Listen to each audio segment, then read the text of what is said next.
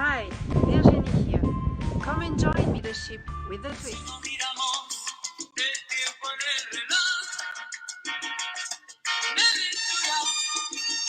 Es más bonita cuando escapamos solos tú y yo.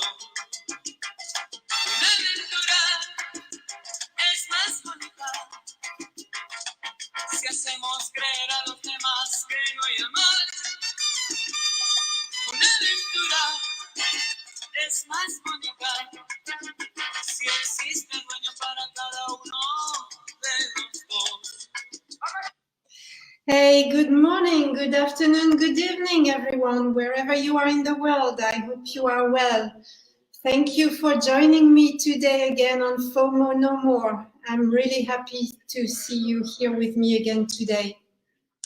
If you're joining me for the first time, well, welcome here to my session, Leadership with a Twist. And if you followed me already yesterday and the day before, thank you very much for coming back. I hope you are enjoying my sessions.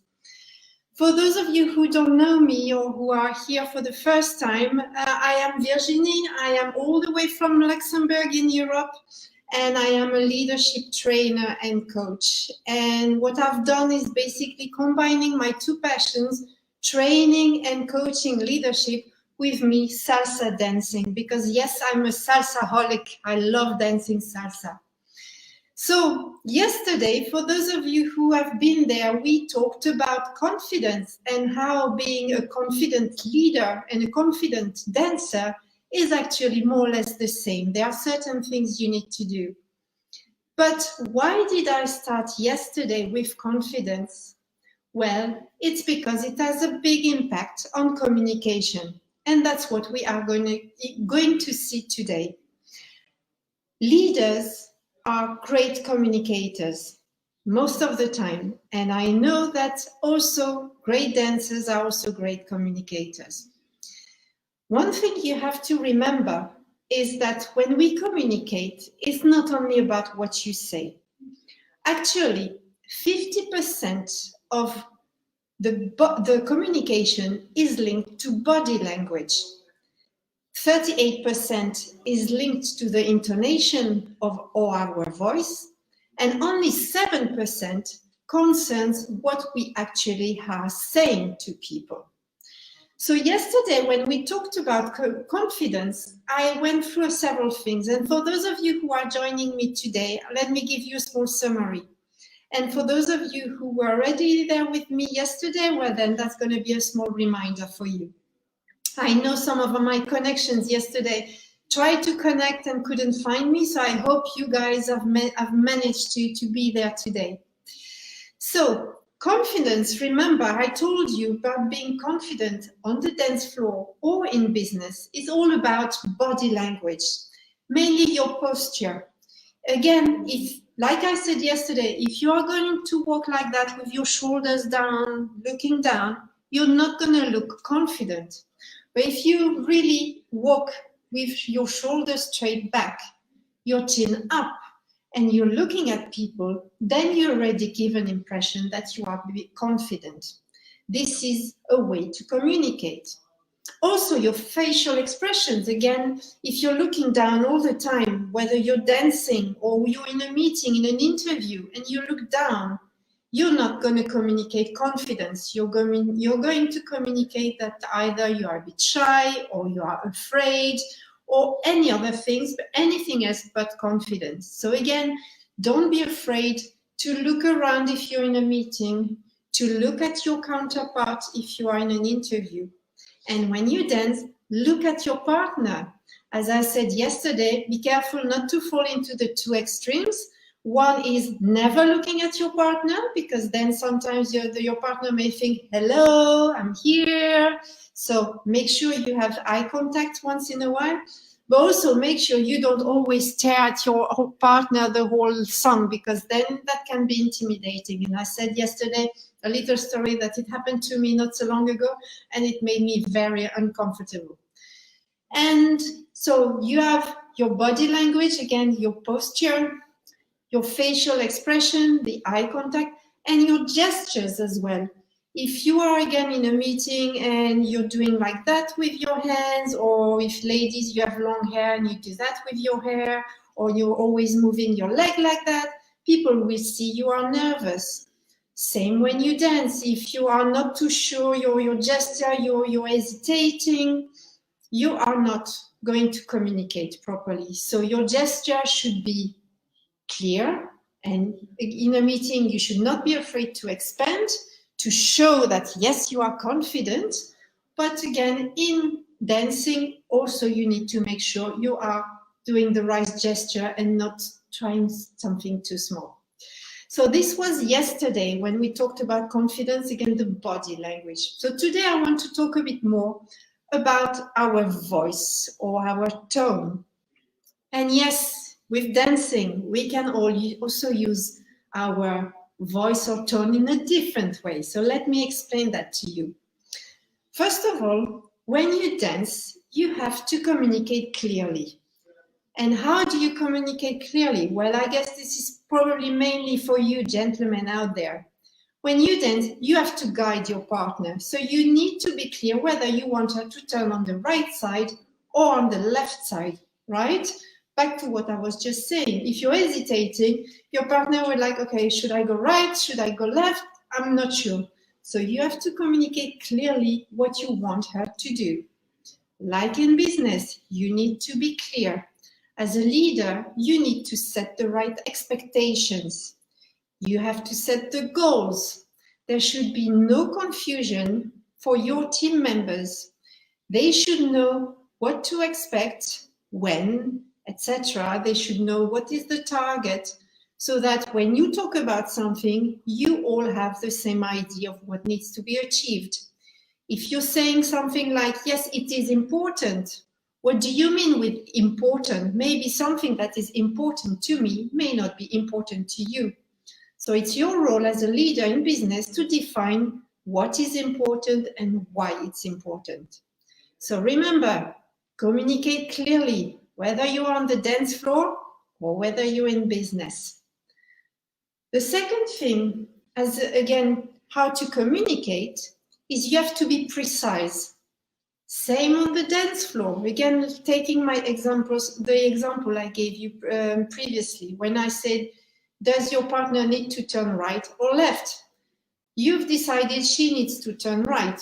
But how many times does she need to turn? 1 time, 2 times, 3 times, more? So again, you have to be precise.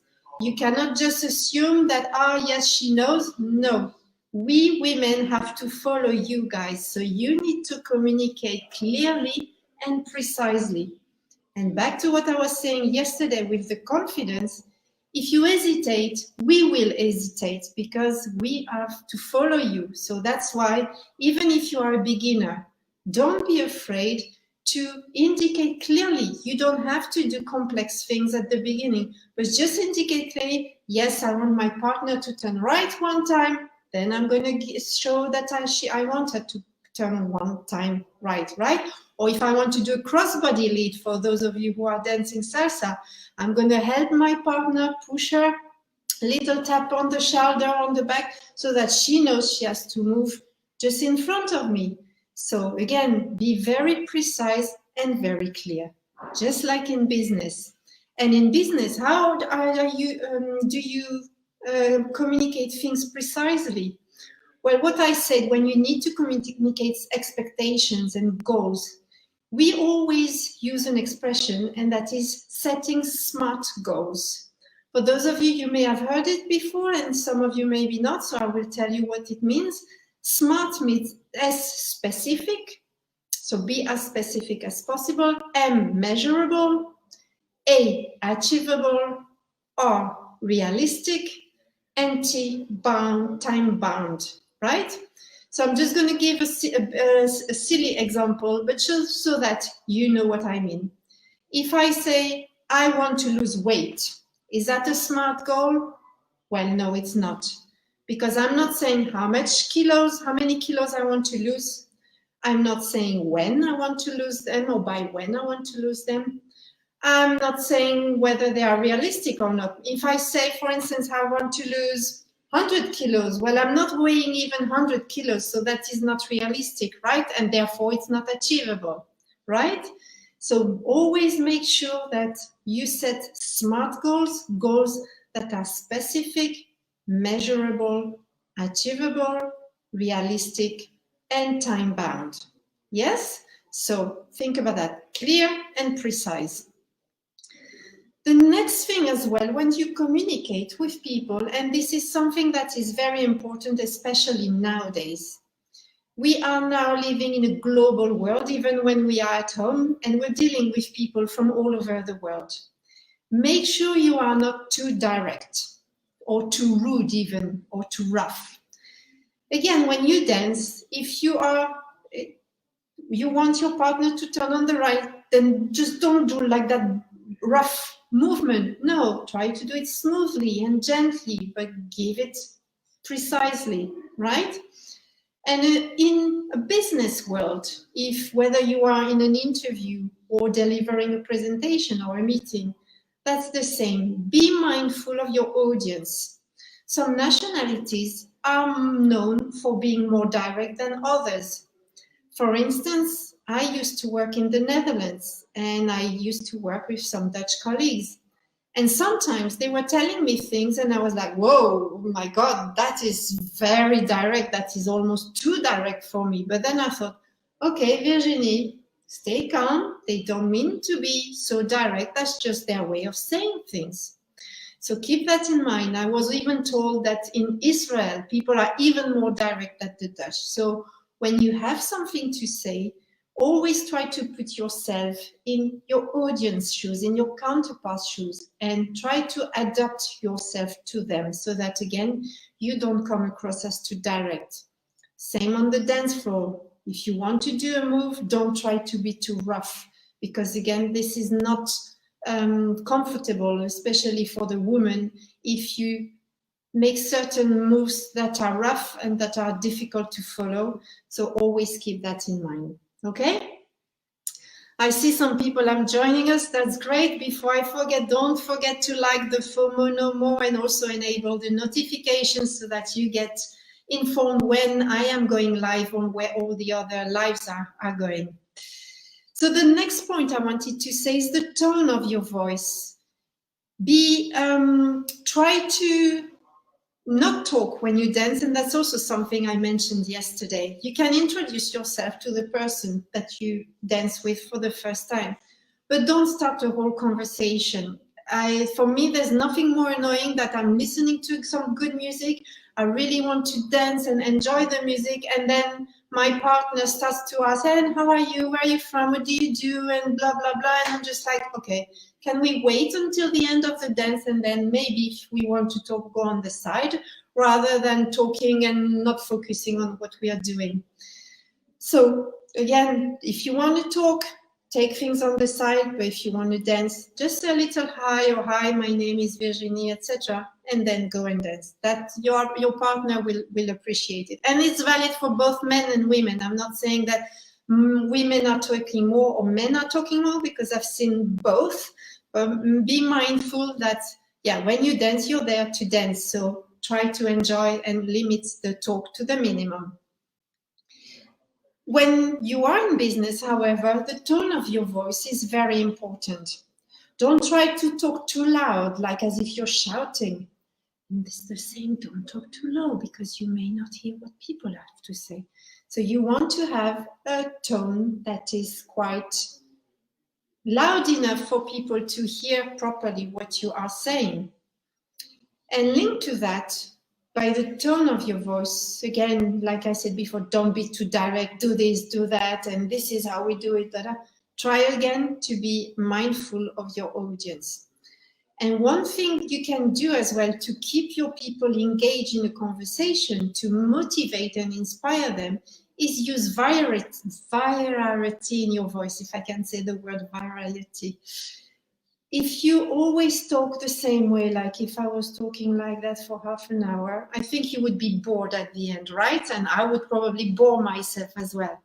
So you need to put passion and energy in what you're saying, making your voice go up sometimes and sometimes go down. You need to change variety. You need to have a different tone in your voice so that people stay engaged and keep on listening to you. One of the things that I want to share, and I'm going to start here with the business side, is as a leader, and as I say, leaders, usually great leaders are great communicators. What you are communicating basically is what you stand for. You want to be known, you want people to know you for your values, for what you stand for what is important for you, right? And when you give a speech, when you talk to someone, you want people to have a certain image in mind. And yesterday, when I talked about confidence, I mentioned Martin Luther King. And I think we all know the speech, I Have a Dream. Right? Martin Luther King gave this great speech. He was a confident leader. But think about that. He said, I have a dream. And then I have a dream that all nations will rise up, etc. Imagine he would have only said, I wish, or I hope. I wish that all nations will rise up. I hope that all nations will rise up. Do you think he would have had the impact that he had if he had used the other words that I mentioned? I don't think so. So I advise you, whenever you have the time, try to go and look for his speech and listen to how he speaks, the variety of tones he uses, the breaks, the pause he makes. That's also something I mentioned yesterday. Very important to use the silence, and the words that you use are key.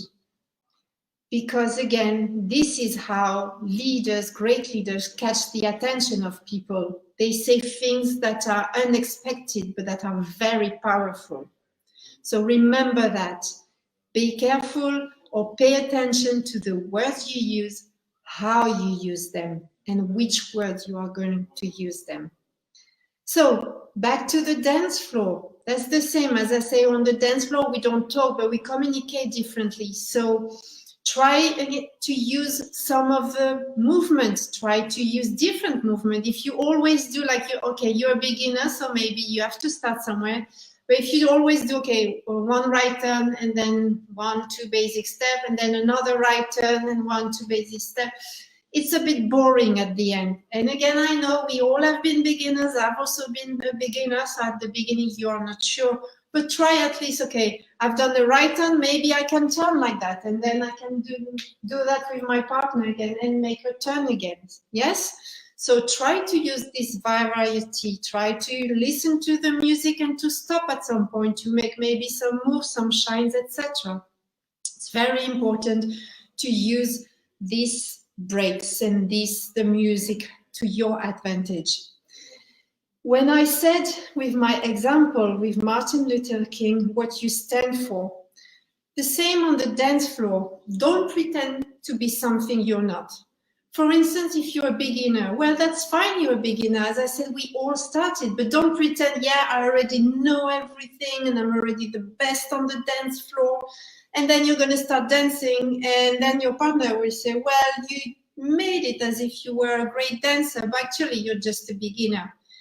Maybe it's funny at the beginning, but when you're always like that, I can tell you this will annoy people. So that's the same. Don't pretend to be something you're not. Just be confident in who you are and say, yes, I'm a beginner, and that's fine. I'm learning and I'm going to grow, and maybe in 6 months or in 1 year, 2 years, I'll be this great dancer. It's okay. As I said, we all started one day, but again, make sure people know what you stand for. Don't fake it. It's not going to bring you anything in the end. Another thing I want to share with you is talking about humor. Humor, as you know, is a very tricky thing. Something that I may find funny may not be funny for you guys. Again, this has to do with background, different education, different culture, different religion, different nationalities, you name it. Humor is a very tricky thing. So on the dance floor, if you wanted your partner to do, let's say, 2 right turns and something goes wrong and she goes left, then laugh about it. There's no big deal. It's fun. If something goes wrong that you hadn't planned, laugh about yourself, laugh about what happened. Don't make laugh at your partner, but laugh. Just say, hey, that happens. What I advise as well, like I said, do not talk all the time during a dance. That's the same. Do not make fun all the time during the dance. It's nice if when you connect with your partner, you make jokes and you dance together, etc. But if you're always making silly things at the end of a song, it starts to be a bit annoying. So use humor carefully. And as a leader, that's the same. Whether you are managing a team, whether you are giving a presentation, whether you are in an interview, be mindful when you want to do a joke. This is very sensitive subject, so never make jokes about sensitive subjects such as politics, religions, whatever. I'm not going to go into details, but be very mindful. So if you really want to try to make people relax, for instance, you're the recruiter and you have a candidate in front of you and you want to make the person relax, do a little joke, maybe, I don't know, about the weather or about yourself. That's fine. Start with small talk, but don't start making a joke on this person and say, I don't know, oh my God, you're wearing black. It's as if you've been to a funeral and maybe that person just lost somebody close to a family a few days before. So be very, very mindful with humor. I know I have the same issue at home. My husband is from the Netherlands, I'm French. And when we sometimes watch a movie, he can laugh so hard and I'm just like, don't get it, that's not funny. And the other way around, if I'm going to watch a French movie sometimes, or if I watch Three Idiots, because Three Idiots is one of my favorite movies, or it is my favorite movies actually. When I watch it, I can laugh so much, and I cry because I laugh. And in some of the French movies, I will laugh so hard and cry, and my husband will be like, don't get it. So with humor, be very, very careful with what you want to say. And another thing, if you are speaking another language and you want to kind of make a joke in another language, make sure you are not translating things literally, because sometimes just translating things is the worst thing you can do, and the joke is on you, not on people you wanted to make laugh. They're going to laugh, but they will laugh at you, not at your joke, trust me. Another thing I want to tell you today is, as a communicator, and something you need to remember is we have 2 eyes, 2 ears, and 1 mouth. And there is a good reason for that. It's so that we are able to show empathy, to show emotional intelligence, to listen to people, to see, to put ourselves in their shoes, to understand where they're coming from. So if you are at work again, make sure that again you ask questions, you listen, you adapt yourself to the person. Maybe something you think you already know is not true actually. And by listening, by communicating that, yes, you're there to support your team members, yes, you're there to listen, they will then have more confidence in you. They will be more inclined to work with you. And on the dance floor, that's the same. Feel the music and adapt to your partner. If you're an advanced dancer and you have a beginner, well, don't try to make her do complex movements. She will probably be lost and frustrated and may think, well, I'm not good, and then I just want to give up. The other way around, if you're a beginner and you have an advanced person in front of you, well, don't try to make complex movement, but try to say, like I said before, try to change things a little bit. You don't know so many steps, well, maybe go that way, and then that way, and then that way. Or maybe do some little shines. You don't need again to do things, complicated things, but try to adapt yourself to your partner. And to all of you out there who are advanced dancers, what I would really suggest, because again, we all have been the beginner at some point in our life, is don't say, oh, I'm not going to dance with a beginner because now I'm too good. No, we all have been beginners. So make sure you empathize and once in a while dance with a beginner. Try to help them, try to give them some advice if they're, and encourage them. If they have done something well, you're like, oh, that's great, well done. And if there's something where they're hesitating or they could improve, you can tell them, well, if you do maybe put your hand a bit more like this, then I can feel it better. And then they will be encouraged to continue and to grow and to learn more. So this are all these aspects in communication that you need to pay attention to. What I said before is also if you want to give feedback to someone, whether it's on the dance floor or whether it is to your team members, make sure you use what we call the sandwich approach, is give some positive feedback, then an area of improvement, and then again finish on a positive feedback. This again will show that you are an empathetic leader or an empathetic dancer, that you're not only saying, oh, you didn't do this and you didn't do that and you made the wrong turn or whatever. No, people will feel like, okay, I made a mistake, but at least I did also something else very well. And I can still work on now what I know I need to improve. So always be very mindful, put yourself in the other person's shoes. So that was basically all of my tips regarding communication. As I said before, great leaders are great communicators. Think of my Martin Luther King example, but I'm also convinced that great dancers are great communicators. Again, dancing and giving clear instruction, being precise, but using variety in the different moves, etc., etc. So that's what we saw today. Tomorrow we are going to talk about another similarity between leadership and dancing salsa, and it's about building trust. So I hope you're going to be able to join me. It's at the same time, 9 p.m. IST and 5:30 CET for my time. I hope you enjoyed this session. I'm looking forward to seeing you again tomorrow.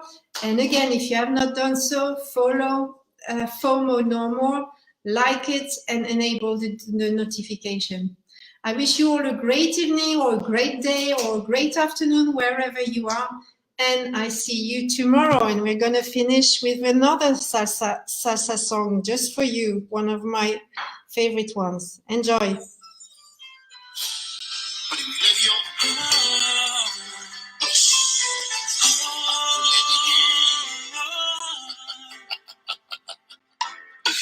Yo pienso que no son tan inútiles las noches que te di. Yo también lo pienso. Mira, te marchas y que yo no intento discutírtelo, lo sabes y lo sé. Vamos arriba. Al menos quédate, eso no está